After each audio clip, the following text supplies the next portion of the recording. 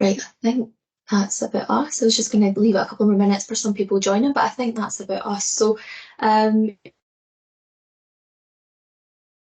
yeah, and I'm on the marketing team here at Bridgel. Just wanted to thank you all for joining us for our Azure Synapse and Power BI webinar this morning. Just a quick note before we get started. So the session is being recorded, so we will be sending a copy of this recording out and the slides after the session. So if there's anything that you wanted to catch up on or possibly wanted to share with someone else in the organisation, etc., you can do that. You will notice that you are on mute just now, but we do encourage you to use the chat function to ask any questions. And we'll do our best to answer them during the session. And we've also got like a dedicated Q&A at the end as well. So we would probably, if we don't get to your questions during the session, we'll get them at the end. So that's mainly the kind of points covered in terms of the recording, the slides, etc. If there's anything else I've missed you want to ask, just pop it in the chat and I'll do my best to answer that as well for you. So what I'll do now is I will pass you on to our team of experts. So we've got Mark O'Donnell and Grant Redgate, who will be leading the session today. So yeah, I'll hand over to you, Mark. Thank you. Thanks, Opash. And hello and welcome, everybody. It's my job today to take you through most of this, and Grant's job to kind of demo some of this. So I guess without further ado, let's get started. The agenda for today, so let me introduce myself first of all. I'm Mark O'Donnell, I'm Head of Analytics and Applications here at Bridgel. I've only been with the company for just over a year, but I've been doing this kind of stuff for almost 30 years. I know I don't look a day over 21, but yeah, 30 years IT and business intelligence and integration, etc. Joined by Grant, who's a senior consultant in my team, and he's going to be taking you through the demo. He's where the real brains lie in this organisation. So this is the agenda for today. We're focusing on the concept of the data platform, specifically talking about Azure Synapse with a bit of Power BI in it. You probably have seen lots of publicity recently around about Microsoft Fabric. That's the kind of latest and greatest, and that's what everybody's talking about. And you might be wondering why I'm here talking about Synapse. There are some reasons behind that, and we'll cover them, and hopefully they'll become clear as we go through this. I'll talk a bit about Fabric during this, but not really in depth, and maybe we'll do that in our next webinar. But we'll cover all of these areas that are in the agenda, although probably because of some last-minute editing, it might not be in the order that you see here.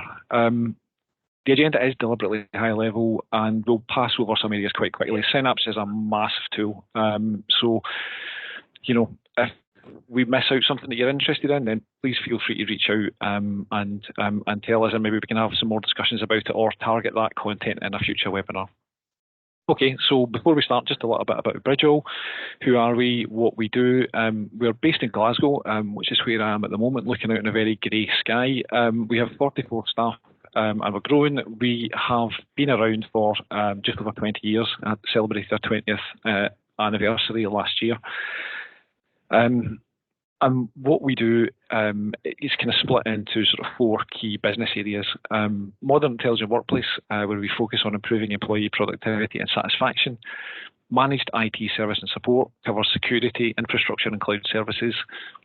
Analytics and Applications, which is my area, where we support, develop large-scale bespoke software solutions and cover business intelligence, MI and data.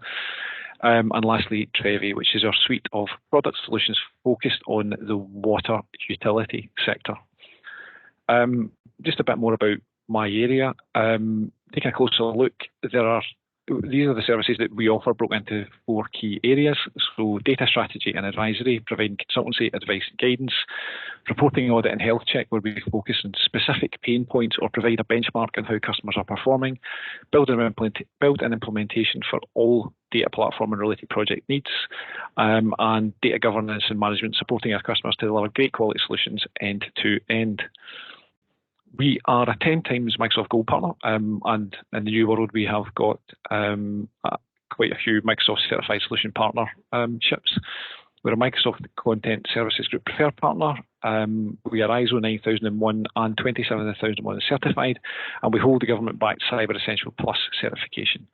And lastly, on the kind of what the company does, but these are just a kind of a selection of some of our customers across private and public sectors, and across a number of industry verticals, such as manufacturing, housing, national government, NHS, utilities, and events. So that's the kind of salesy bit over and done with. Let's get on to the kind of the meat of it. So before we start, we're going to I think Zopash is going to put a poll up just to try and understand a bit about what your sort of kind of experience is with data platforms. So please kind of respond to that, and we can hopefully sort of try and tailor some of our kind of content to suit as we go. But what I'm going to do is I'm going to first of all talk about data platforms. Then we're going to sort of dive into, what and why do I need a data platform? What's the challenge? What am I trying to get into? And then finally we'll talk a bit about sort of types and a bit about Synapse. Quite a lot about Synapse. So what is a data platform? First of all, when we talk about a data platform, what do I really mean? Well, simply put, it's a place where I can set up and get all of my data right. Well known and understood, predictably refreshed, consistent business definitions applied, and usually data from multiple locations pulled together into one place. Now, for all the Power BI guys on this call, you're kind of saying, well, I can do all that in Power BI, right? Well, yeah, it's possible, but you're not always playing to Power BI strengths with that. So processing and limits depending on your license types, niche languages and processes. Yep, that's right. Power Query and DAX, I'm talking about them. It's open to an extent, but it's not really that open. It's got some scalability limits when it gets to kind of big data. And it's great at visualization, but it's not really so much on the data prep side. There are some things in Fabric which address some of these issues, but Power BI itself has got its limits. So enter the data platform. It's an open place where you can, an open place to do your processing. It's scalable and responsive and open enough to support a variety of usage across any organization. And generally for most companies on the sort of larger side, it's a key architectural layer when building a business support reporting capability. So what kind of stuff does a data platform do? Regardless of the underlying technology, there are a number of key processes and steps that come up, and it makes sense to define what they are. So, on a diagram from left to right, source. Your data needs to come from somewhere. It's important to understand where your source data really comes from and how it hangs together, where it lives and where it comes from. You would be surprised how often this is not well understood. So for example, I had conversations before where I've asked people, where does your data come from? And they say, well, yeah, Bob in accounts emails it to me on a weekly basis. And, that's true, but that's not really where the data actually comes from or lives. Then we've got the sort of ingestion part of this. So that's just about actually doing the kind of engineering work to get data onto the platform, configure the appropriate services and ensure reachability. And it's, this is where we start to think about security and, pitch it kind of carefully within that process. Then what we do is we process the data, we make it fit into a model, and we aggregate it to the right level of detail. So if you've got hundreds of millions of transactions, you don't necessarily want to be doing reporting against that. So finding the right model and putting it into the right place is important. And then we store it in a data store. That could be anything. So, it could be a file system. In the case of a lakehouse, or it could be a database or analytics engines, or it could even just be files on a file system. And then finally, it's important. One of the most important parts of the data platform is about enabling the delivery of the data. It's not much use if you can't make use of it. So what we need to do is ensure that the data is kind of available to reporting and analytics, and even other things like APIs or machine learning or even artificial intelligence, which is the kind of the buzzword everyone's talking about just now. There are other aspects as well that are not really covered on this slide, like security and orchestration and control and logging and monitoring across the whole platform to make it all supportable. But those should really be part of any kind of well-formed sort of IT process. So I'm not going to talk too much about them just now. So what challenges am I trying to overcome by doing this? Lots, but essentially, there's a couple of both operational and sort of cross-business challenges. When you want to capture a sale on your website, create an invoice on your finance platform, fulfill an order in operations, manage issues in customer service, how do you ensure that all of these processes are consistent? If you're selling to a company and they change the customer contact, how do you know it's been updated in all your systems?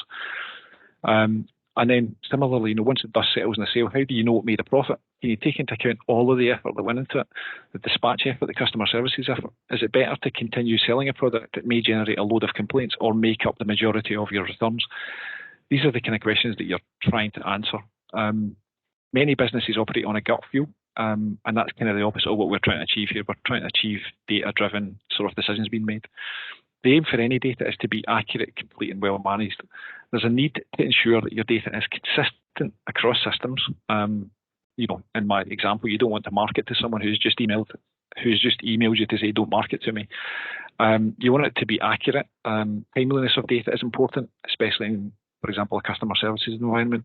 You don't want an agent making a marketing call to a customer who has just called in with a complaint. And it needs to be complete. It needs to, represent your entire life cycle. The question that you should really be asking is, do you trust your data? You need to build trust in it by consistently ensuring that these three principles apply. So these are the kind of functions that I would expect a data platform to kind of carry out. So what are my choices then when it comes to implementation of these things?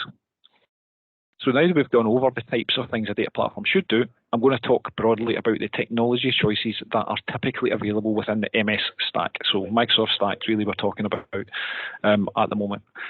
This will give some context to the Synapse technology that I'm going to come on to a bit later.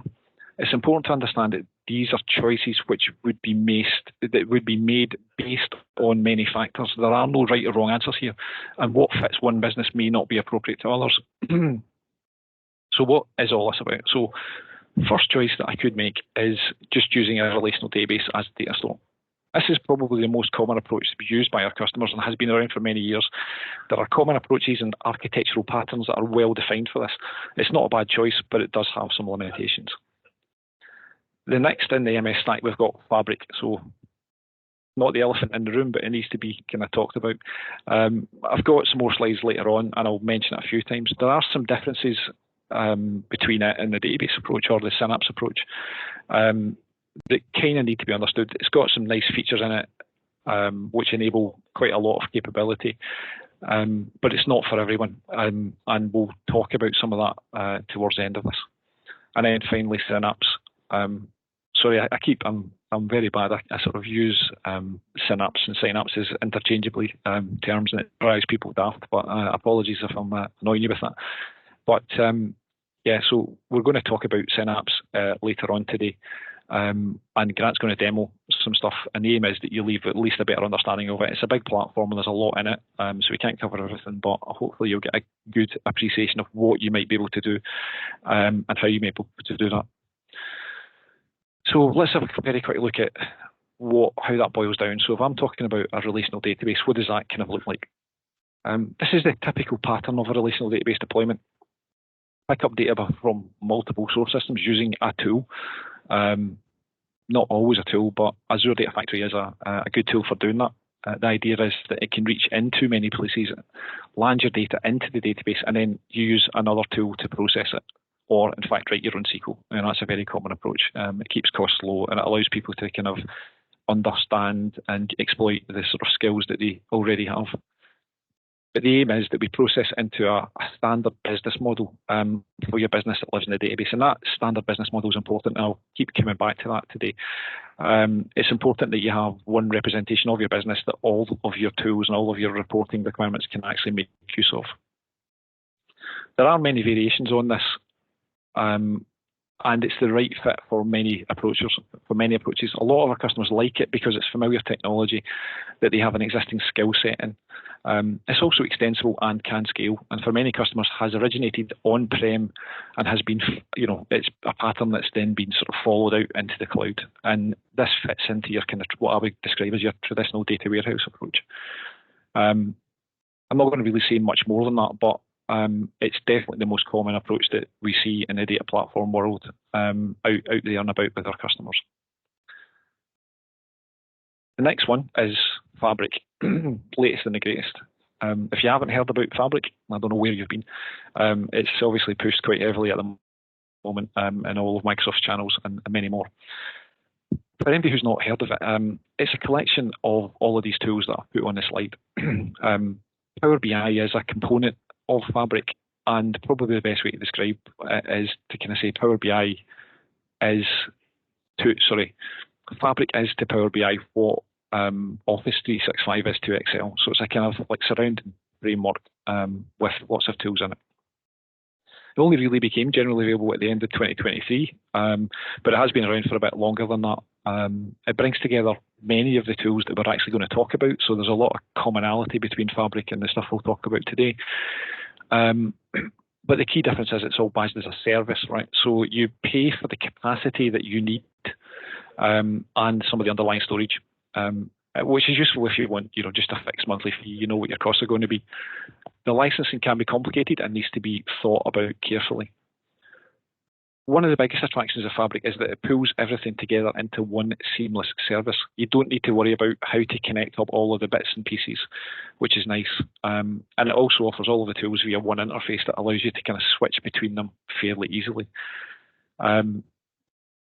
The latest from Microsoft, so all of the kind of latest sort of, the kind of improvements and the next steps forward technology-wise are appearing first in Fabric at the moment, but they're not always exclusive to it. We do have most of that kind of functionality in the other tools too. And I guess I would expect to see a fair amount of growth in Fabric over the coming years because it's, Microsoft are putting a lot of money into this at the moment. But I would also expect it to evolve and change shape a little bit over time. So that's the kind of that's the sort of high level look at data platforms and some alternative approaches. So now what we're going to do is just dive into Synapse and the modern data approach, and let's just try and understand what that is first. So without further ado, I guess what actually is Synapse.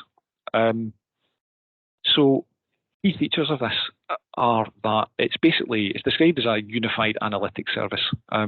It brings together the best of a number of different technologies like SQL and Spark and Data Explorer, which is a more niche tool that is used for kind of high-level logs and kind of analytic type data for for kind of services or control type planes. It provides a unified experience for developing end-to-end analytic solutions, and it reduces the kind of project development time compared to your more traditional methods. The idea is that you can query data on your terms. Synapse allows you to gain insights from all your data, including data warehouses, lakes, operational databases, and big data analytics systems. So you can query both relational and non-relational data using the language of your choice. And that's something, again, that's kind of quite important to understand. You have choices when it comes to Synapse. And then probably one of the kind of real key points for this is you've almost got almost limitless scale. It works with very small to very, very large data. Now, there are obviously costs associated with that because that's how the world works. But you won't be constrained on scale unless you're doing something that's largest in the world kind of thing. We can also integrate just about anything with it. So, on this slide, I've got on the right-hand side, I've got Power BI and Azure machine learning and Purview. But there's many connectors and plugins.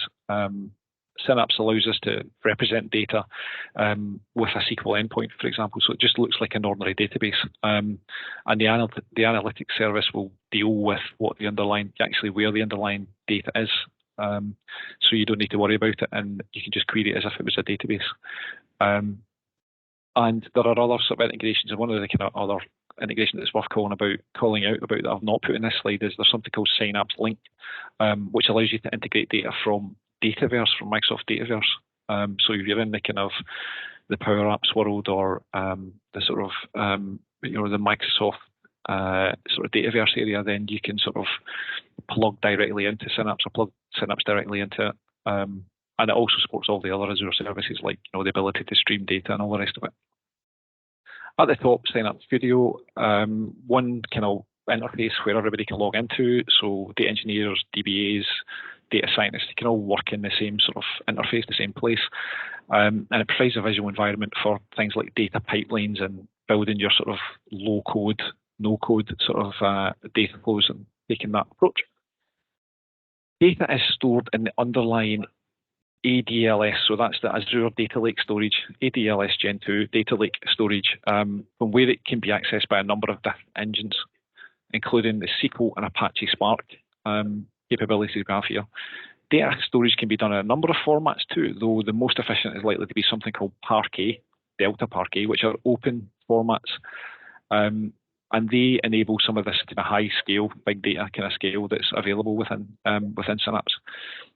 It supports data science functionality, and it supports things like, you know, semi-structured and unstructured data, and using Python coding via notebooks and PySpark language. Grant will talk a wee bit about some of them.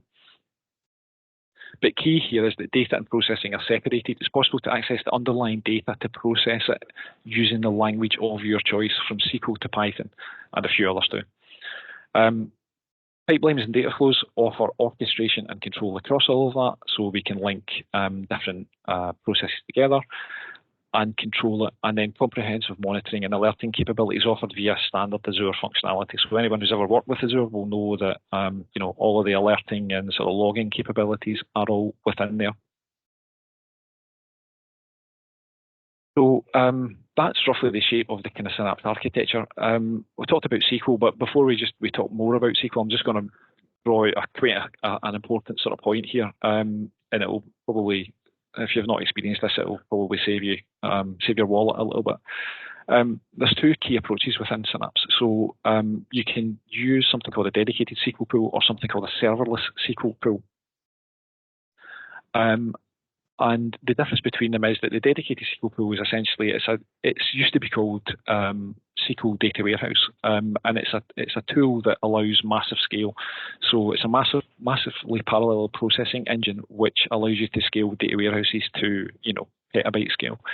And it's dedicated. It's kind of like having SQL Server, but just kind of on steroids. It costs a lot of money. It's a service that it's dedicated compute. You have to sort of switch it on, and as soon as it's switching on, it costs you money. And it's not the cheapest thing in the world. So be aware of that. If you're experimenting with this, I would recommend you stay away from that unless you've got a very specific use case for it. Our kind of default approach here is to use a serverless SQL pool. It's invoked as necessary when you execute a query, and the resources required to make that are assembled at that point in time. It's got a lot of efficiencies within it, and it's improved quite a lot over Synapse's lifetime. And you only pay for what you use from a query perspective.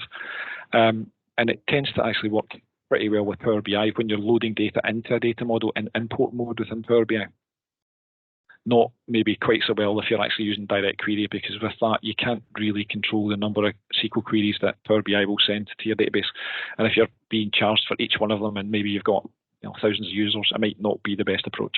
So again, it's, you know, understanding what your kind of requirement is and what you're trying to do is kind of key here to actually deciding what this sort of architecture would actually look like. Just a bit about the background, about how all of this fits into the wider Azure architecture. Typically, so I've included Azure Data Factory on this slide, and typically we use ADF to deliver data into the Synapse landing area, and then use Synapse to process onwards. Orchestration and control across all the tools would be managed by ADF, but we could do it with anything. We can include things like logic apps or any other of the Azure kind of capabilities and services. Both ADF and Synapse can use on-premise integration runtimes, so they can reach into on-premise systems and pull data out. And data stored within that storage blob, within this kind of bit here, this is where the ADLS part of it sits, can be made available or accessed via any standard Azure means. So that means you can map drives to it, you can FTP to it, you can reach it in many, many ways, or you can use a specific tool to do that, like Data Factory. As with all of the kind of Azure stack, we can integrate properly with Azure Active Directory. So we have the kind of one security approach and one role set up across organizations that allows us to sort of control access. So I guess the point I'm trying to make here is it's a well-integrated tool set where you can pick and choose the components that you want to use and deploy them at scale. And that's kind of important because For example, if I have a very tight window for extracting data from a source system, I might wish to scale up Azure Data Factory to allow that to happen. But this approach gives me the granularity and control to allow me to only scale Data Factory. I don't have to scale everything on this platform to kind of manage that. What are the downsides of it? Well, I would need to manage the components and how they interact. So that means things like setting up connectivity or configuring managed identities to allow access from one platform to another, or we have to manage password credentials and key vaults, etc.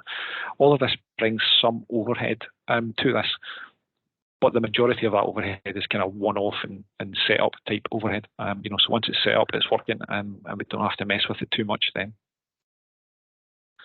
So why would I want to use this? Why would I want to use Synapse? What advantages might it offer? Well, as I've probably kind of said, it scales from a few megabytes to terabytes and even onto petabytes. Underlying big data technology can support very, very large data sets. It uses Spark technology, which is based on open source technology from Apache, Parquet and Delta Parquet format for very efficient processing at scale. I guess I'm highlighting that because this isn't a Microsoft cul-de-sac data-wise. This is all based on Apache open source technology, although it is Microsoft's variant of it. It's kind of dynamic. I can drop a file and be able to query it via SQL endpoint immediately. So literally, I can take a CSV file, drop it onto this, and immediately it's available for me to write SQL against it. No import or anything like that. And it's kind of open as a result. So that SQL endpoint, we can connect anything that understands databases, and most tools do. We can connect to this, and then the Synapse services will allow me to access it. Data science and machine learning on the same data set. We don't have any copy. We don't need to copy or duplicate data to support it. It can be accessed using Python for data prep, or we can apply machine learning directly against the same data that you're actually reporting from. There's maybe reasons you might not want to do that, but the technology supports it. And you sort of pay for what you use, so it's a pay-as-you-go service, which kind of supports the Power BI sort of model I was talking about. So with Power BI, when the vast majority of the time, what we're doing is we're using an import mode to bring data into Power BI to report from there. And the kind of serverless SQL pool supports that because it really, it's working when it's doing the processing and it's build. It's pushing the data into Power BI, and then it's not really doing much at that point. Now, that just has to be considered with your overall approach and what you want to do and sort of thought about from a cost perspective, but it's definitely has the capability of doing that. So what does that actually look like? This is just a very small illustration just to kind of give a sort of sample architecture of how we might deploy it. So this would support the kind of machine learning type activities where, we're kind of showing the principles that have been talked about, namely because data is separated from the engine, you can access the same data set in multiple different ways to support the tool set of choice, or importantly, what might be your tool set of choice in the future. One of the key things about this is that, I've got my data lake storage here. That's where my data sits. And then I can access it using my serverless SQL endpoint, or I can access it using the Synapse Spark endpoint. But the data is the same. It's the same data point. So if I come along in the future and decide I want to use a different tool, don't know why anybody would want to use anything other than Power BI, but if I wanted to use something different in the future, then if it understands SQL, then I can just plug it in and use it. You're not locked in, I guess is what I'm trying to say. And this sort of data lake storage, SQL serverless endpoint, Power BI thing is something that Grant's kind of going to demo a bit, just how all that works and how it can be sort of configured to work. So with this data lake storage, it's a file system, storage file system. We just a quick word about how we would sort of typically deploy data. I don't know if anybody's come across this before, but to support a typical approach, we tend to use the medallion architecture, where we land data in an appropriate zone and then progressively improve the data on its journey towards the gold layer from where it can be consumed. This is an important concept when delivering data for an organisation and will allow a consistent approach in the development of reporting, while still allowing access to the raw air data for purposes such as data science, machine learning, or even AI, if you really want it. So the idea here is that what we do is we drop CSV files onto, and this is all within the platform, right? So as soon as I drop a file within this, a CSV file in here in the landing zone, it becomes available. So I can actually write SQL against this file right away. But typically what we do is we will transform it into Parquet. Parquet is a format which is much more efficient for access, particularly at scale. It's a sort of columnar sort of format where the engine can access it very quickly. From there, what we'll do is we'll take that data and we start to clean and prep it. We, do all the sort of standard cleaning up data, making sure that the data is conformed and in the right format. But we persist it here because that's sometimes useful. Both of these layers can be useful from a data science perspective. And then finally, what we do is we conform that into usually facts and dimensions. Not always, I guess, but essentially what we're doing is we're putting here, this is the representation of the business from a data perspective. And this is the bit that all of the reporting tools hit. It means that they have a consistent view of the world and everybody's reporting on the same information. So facts and dimension tables, and Grant again has got some demo stuff off the back of that. So this is just really helping me set the scene for Grant to kind of do his upcoming demo of this. And I think that is mostly all I really wanted to mention at the minute. So without further ado, I think it's time for Grant to sort of take over and actually do a bit of the demo part of it. So yeah, over to you, Grant. Awesome. Thanks, Mark. Hi, everyone. So as Mark says, I'm going to take you through a quick demo. So what I've done is I've prepped it in Azure Synapse. I'm not going to be running any of the pipelines just because nobody needs to watch a pipeline run for a few minutes. But I'll show you the whole end-to-end process. So what I've got here is I've diagrammed out what is happening. So Mark's taking you through the medallion process. So it explains why we're taking it through the bronze, silver, and gold, and eventually into the Power BI workspace. But what I wanted to specifically show with the tool is the key features that make it really awesome to work with. So firstly, just starting off with the landing zone, what I'm going to show is if you need to pop in multiple CSV files, or periodically every month you have a CSV and then the next one you're dropping in another CSV, you don't want to keep storing disparate data sources. So what the first integration is going to do is just going to combine it into one thing. And that's going to be using a standard integrate activity that's within the Azure Data Factory of Synapse. So that's just a pipeline. And then I've got data flows. So that's a little bit more of the drag and drop functionality. So if you're not as tech savvy, there is an alternate way to work with it within Synapse. So that's I could have done it all within PySpark or any other sort of language, but I'm just doing it for demo purpose. Then moving it from silver to gold, I've got notebooks. So that's doing an extra bit of manipulation within the ETL process. And then we're going to end up with all the data in the gold folder. And as Mark said, that's going to be the data that then feeds into Power BI. But what we're going to be using is the serverless functionality, which makes these Parquet files sitting in the gold folder be seen as a SQL Server endpoint.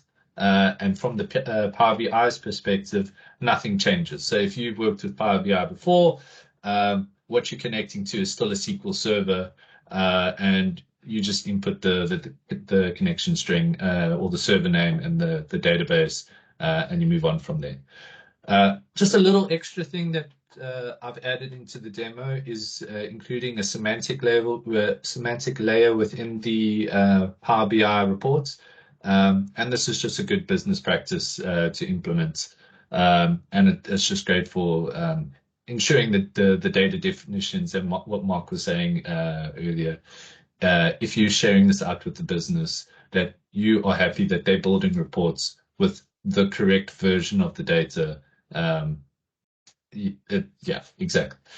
All right, so I'm going to take over the screen and I will show you what I'm doing.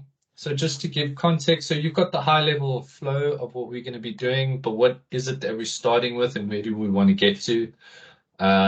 So I've just got a little snippet of the data that we're going to be working with. So it's movie data.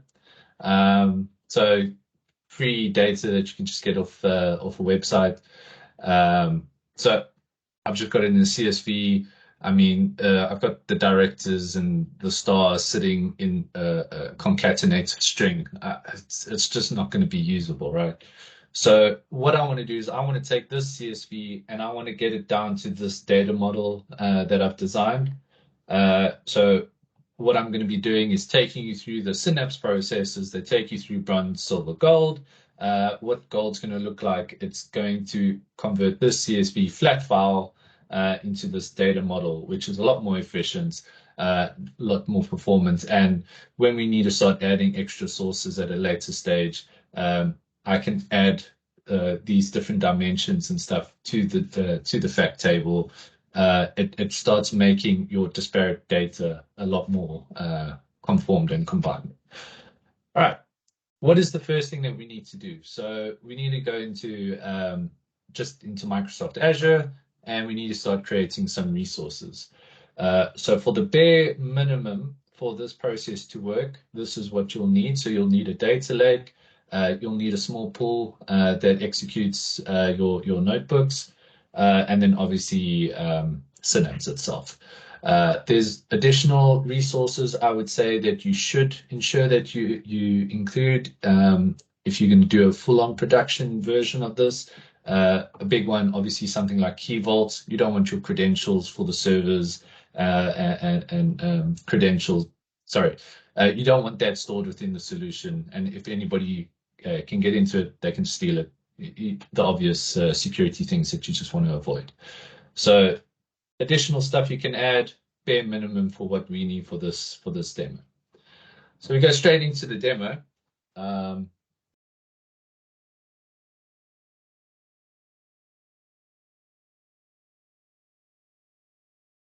Popped up, sorry.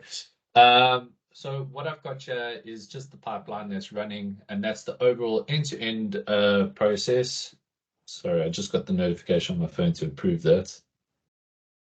I don't know why that's popped up. Sorry about that. So I've got the end-to-end process of the pipeline. So the first thing we're going to do is just converting it from the CSV to the Parquet that's sitting in the bronze. And what is inside the pipeline, we can keep it neat. So you can just have the one pipeline, and then you can just keep drilling down and making all the little sub-pipelines and then just bring it in. So it just makes it a little bit more manageable. So these are the different processes that are moving it from the landing zone to the bronze. And then when we come to the transformation, it's taking it from the bronze to the silver and then the silver to the gold. Now, what's sitting in here is the data flow portion that I was talking about, where this is the data flow drag and drop functionality, where if you aren't as tech savvy, or there's just some things that it's just so much easier to just grab the built-in functions and do what you need to with the data manipulation and then just land it wherever you need to. Just saves time if you're doing Python or some other language-based ETL transformation. So we've got the data flow. The data flow will then, we pull back into the pipeline that I showed you earlier. And then I've got a second pipeline that's then moving it from the silver to the gold. All right, so in terms of the overall process, we've moved it from bronze to silver, landing to bronze, bronze to silver, and now we need to do the final creating gold tables. Now, if I just bring back the diagram here. So we are now sitting at the Spark notebook area. So the Spark notebook is where Mark was talking about earlier, where you've got all the different languages. So within this notebook, you can code in any language that you want. There's some limitations with some of the things. Spark SQL, for instance, it's SQL, and if you know SQL, your skills aren't lost. There's just fine nuances that are different here. So, for instance, a good example is if you go top 10, select top 10 from the table. It's not select top 10. It's select the thing, and at the bottom you just have to say limit 100 rows or whatever. So there's slight syntax differences, but it essentially is the same thing. Just back to the flow for the demo purposes, running the Python scripts. This does the final transformation, and what we then have is data that sits in the Parquet, the gold folder, and everything throughout the whole process is sitting as Parquet files. So I'm just going to show you what it looks like within the actual blob storage. So if I go here, I can see everything is just stored as Parquet files. And go up to the gold level Parquet files all the way through. Now, what is great about Synapse, and Mark mentioned this before, at any stage in here, I can go ahead and just grab a file and go, I want to have a look at what this looks like in the table. Maybe I want to create some views off of it. I don't know. So let me just show you what that looks like. So if we go here, and I pick, why is this all the way up there? Anyway, so if I pick the unprocessed file, so I've got all these CSVs that are dropped in there. So if I just go and I select top 100, set to text, apply, and it immediately creates a script that I can run off this. So if I just run that,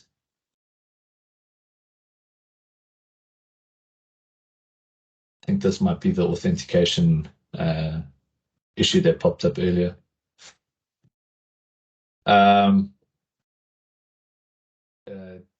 Demons. Let's just have a look if it's this. Come on. Sorry about this. I don't know why the authentication thing just popped up. I did check this before we came on. Anyway, what I wanted to show here is you can literally just query straight up and it will pop up as a normal SQL output. Play around with all the different columns or whatever that you want to do, manipulate it how you want, join the different Parquet files to each other, basically as you would in normal SQL. And without the pain of having to do imports, pulling it in, you just want to have a quick look at what the data looks like, want to manipulate it a little bit, do proof of concept stuff. This is where Synapse becomes quite powerful. And you can do that at any stage, in any of the different folders, anywhere within the data lake that's available for you to create a SQL script or just view the data as it is. All right, so if I just go back to the process now, we are done with the pipeline itself. So we now need to do this portion here where we need to connect it and make it seem as if we're connecting to a SQL server. And what I've got here is just all the table, all the scripts required that just point to the Parquet files within the data lake, and it's just creating these external tables. So when I come into Power BI, it is just as simple as connecting to a normal SQL server.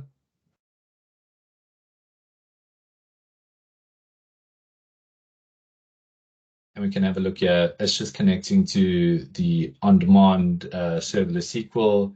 That's the same DB as what we've got in Synapse, and they just connect as normal tables here. So then what I do is create the data model, just like the picture that we had over here. So there's our data model that we designed in the beginning. Here's the data model sitting within Power BI. And now I can go ahead and actually start creating visuals. So adding that extra semantic layer, I'll show you what that looks like.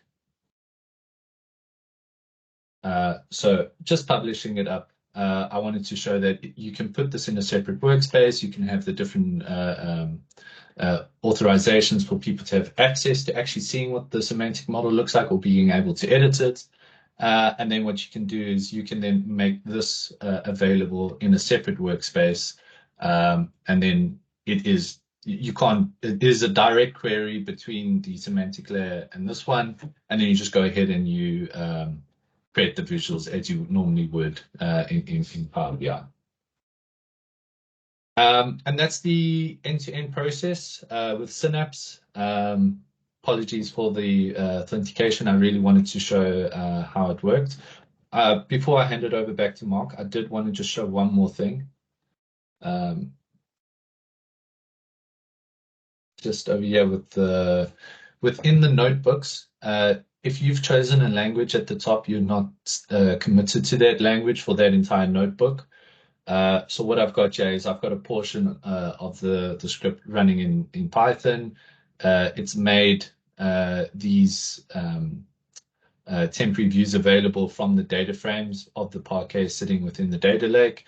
And then what I've done just below here is from these two little views that I made available, I created a SQL script, created a view, and then I just selected from the view. I'm pretty sure this isn't going to work. Let's just have a look, just based on the authentication.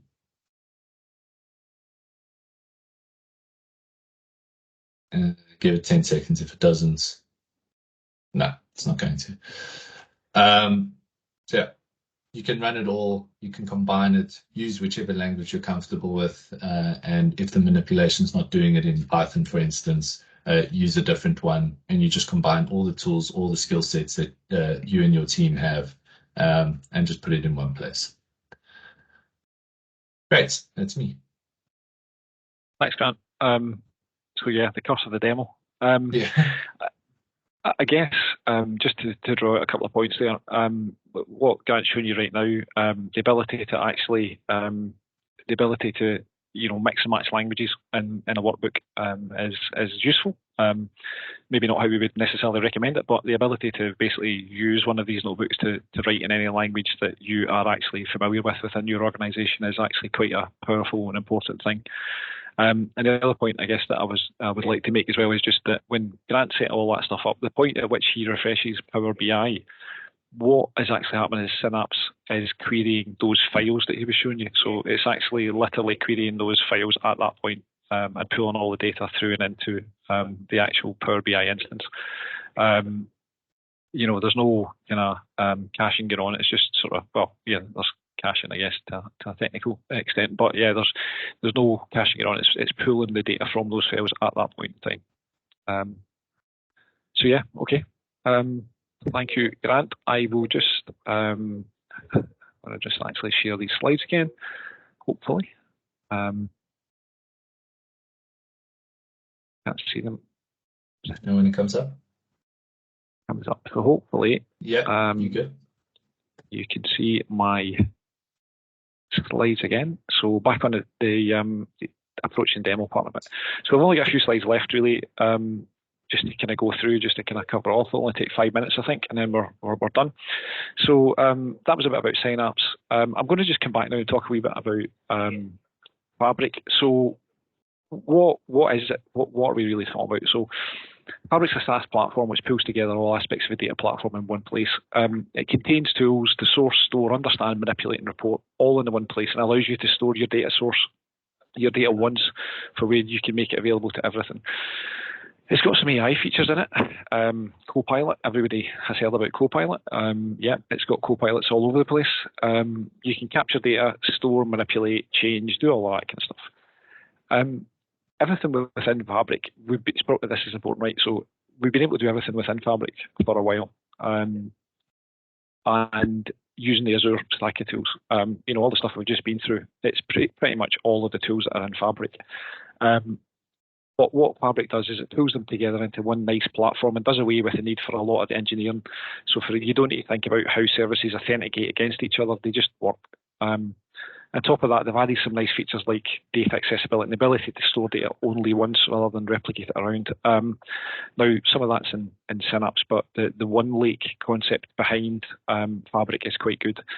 The other thing that's probably a really nice feature in here is the ability to effectively have direct query data sets. So you don't really need to actually refresh your Power BI models. It will literally query the Parquet file at kind of reporting time, which isn't available in the other tool sets, but it's nice. And I suspect it will come, but it's probably one of the nicest features of Fabric at the moment as it stands.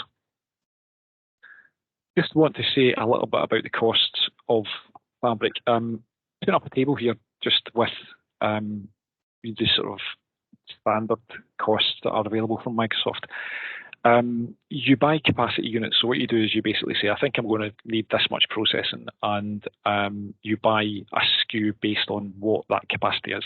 Now that capacity, there's lots of models out there for it. What it does is it smooths the kind of capacity demand over time. So, you know, if you have got a batch process that needs a lot of capacity overnight, but then maybe your users are sort of accessing during the day and it doesn't need so much capacity, what it does is it smooths that over a 24-hour period, so that you don't have to buy, you know, the hugest capacity just because you get a really heavy batch window.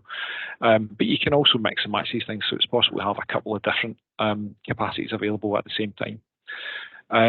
There's a storage cost that's not included here, about 2 pence per gigabyte, I think it is, for ordinary data. If you're using the sort of Data Explorer stuff, it's maybe more. Another important point is that until you get to that F64 SKU midway down the table, you still need to have Power BI licenses. So when you get to F64 and above, you no longer need to have the Power BI licenses. So for anything below that, you would need to have Power BI Pro licenses. Again, with the Copilot functionality, you only get that from F64 and above. So if you think you want Fabric, you want all the different Copilots that are available, then you need to be thinking at the bigger end of this kind of scale. Just to contrast that a little bit, we've got a kind of internal billing system that we run using Synapse. It's not a huge system, multiple source files per month, about 500,000 rows or something. And that kind of, sort of batch process that picks that stuff up and processes it into Power BI from where we can report. It costs less than £10 per month to do that. So there's a significant difference in that at the lower end of the scale. And I guess really what we get with Synapse is you've got a kind of a granularity and control over some of this stuff. You can use the right tools at the right time to give you to manage your cost as well. So that's kind of all I'm really going to say in cost, but it's a tricky area. It's one to think about and want to look at. And either way we recommend that what you do is you probably start small, prototype this out and understand what your kind of needs are and how the cost might sort of adapt over time. When it comes to choosing between Synapse and Fabric, there's a few points to bear in mind. They're basically the same underlying technology at the moment. They may diverge over time, and there is currently no upgrade path from Synapse to Fabric. That's maybe important if you're considering Fabric in the future.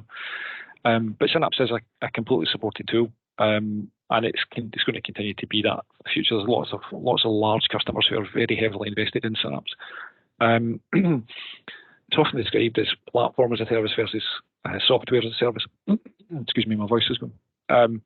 But it's not really. They're both software as a service. They're just different levels of buy-in. Dedicated SQL pool is something that is quite specialist, but there's no equivalent of that Fabric. So if you're looking at big data warehouses, or you want to have that SQL capability, there's maybe alternatives within the SQL Server world, but there's no alternative within the Fabric world. But then conversely, there's this thing called Data Flow Gen 2, which we haven't talked about because it's a sort of Power BI premium thing versus and also a Fabric thing. But there's no equivalent of that really within. It's a nice feature. It's quite cost effective. There's no equivalent of that within the Synapse world, although you can sort of use the data flows that Grant was talking about, but they are quite expensive. The other part of this is, right, so who's your intended user? With the sort of Azure approach, you can make individual tools available to individual users. So, you don't need machine learning, then, just don't need it. Fabric has them all built in one seamless service where you can move between them quite easily. So it presents a view to the end user, which it's very easy to navigate between these things if you want to do that. You need admin capability of some description with Synapse. You're always going to be, you have to set this stuff up. You have to manage connections. You have to manage passwords. You still need that with Fabric, but perhaps less technically minded. And probably one of the kind of key points here is, right, understanding what your report deployment kind of model is, or what your business model is for doing this. From an end user consumer report, there is no difference. We're just using Power BI. So it doesn't matter to them what's behind the scenes. But if that user is a citizen developer, someone who's actually responsible for also developing stuff, then you're starting to get into the area where maybe it is nicer to have all of these integrated tools just in the one environment where they can actually move between them, do what they need to do. So Fabric maybe starts to win out in that respect. I guess from a cost perspective, then, as I've just kind of shown you, Fabric's at the much higher end of the market. And you're committing to a service which is intended for kind of high-end consumption. So so it's expensive. Whereas Synapse can kind of go to the same scale if it needs to, but you can start a lot smaller with Synapse too. But I guess the last point to make really is the best choice might actually be none of these at all, or some kind of mix and match approach. Many factors to be taken into account. So the best advice is really to have a clear set of requirements that you want to meet and have a plan for how you want to develop over the coming years. If you don't have a data strategy, an organizational data strategy, I would highly recommend that that's your starting point for a lot of this stuff. Everyone in the organization can be on the same page then, and everybody knows where you're trying to go with this, rather than leaving it to a kind of mix and match approach. So that's all really from a Synapse and Fabric perspective, and pretty much from the whole webinar. So just to really finish off, I hope you can now understand a bit about the need and benefit from having one of these things, a data platform, a bit more about the approaches available and the choices that you need to make, as well as I hope you've been able to give you some insight into Synapse. As I say, it's a big tool. We could probably spend hours just talking about the technical part of it, but we can't really do that on one of these things. And how it compares to Fabric, really, that's probably a key takeaway from this as well. Think about what your needs are kind of carefully. And that's really it for today. So I guess, feel free to reach out if I've said anything that that kind of strikes a chord with you, or you want to discuss more, or any feedback at all is always good. We'll kind of be looking, I guess, for other content for other webinars. So yeah, feedback is good. And then finally, any kind of questions that might come up. I realise we've obviously run right to the end of the hour, so apologies for that. But if we can't answer it just now, then feel free to drop me a note afterwards. Mark, there's one question from Jason. How does premium capacity Power BI licensing sit within Fabric? So the premium capacity and Fabric have got there are other SKUs which kind of translate directly to the Fabric SKUs, but essentially it's kind of the same thing. Fabric allows you to sort of go a bit smaller than the kind of first. I think the first premium capacity SKU for Power BI starts around the 4K per month, I think, from memory, and that equivalent, I think, is equivalent to something like an F32. I'm just throwing that out a bit. There is an equivalence. But obviously, with the premium capacity SKU within Power BI, then you get all of it's as it was, so you still get all of the capability that you've always had with Power BI, like data flow Gen 2 and all the rest of it. You don't necessarily get the Fabric stuff, but you can convert directly between the two of them. So that was a very kind of high-level answer to probably what could have been an hour-long discussion itself.